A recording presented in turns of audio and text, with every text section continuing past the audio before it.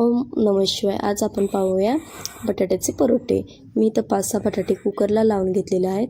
त्यानंतर मी हिरवी मिरची, लसूण, अद्रक मिक्सरला बारीक करून घेतलेला आहे.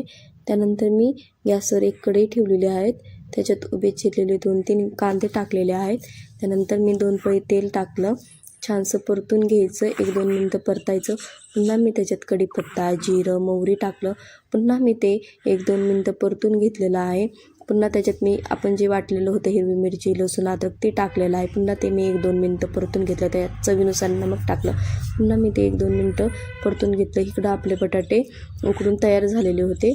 मी त्याची साल काढून घेतली. ते मी खिसणीने बारीक केलेले आहेत. तुम्ही हाताने सुद्धा बारीक करू शकता. मी ते पुन्हा 1-2 मिनटं परतून घेतले.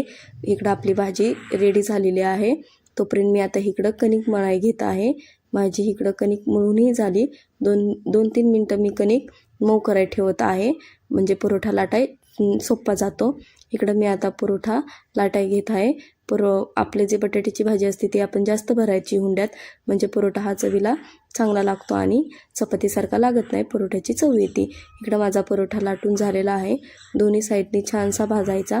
तुम्ही तेल लावू शकता किंवा तूपही लावू शकता. मी इथं दोन्ही साईडनी तूप लावलेला आहे. छानसा असा खरपूस भाजायचा, म्हणजे चवीला छान लागतो. तुम्ही सॉससोबत किंवा दहीसोबत पण खाऊ शकता. मी इथं सॉससोबत खात आहे, कारण की मला सॉससोबत आवडतो.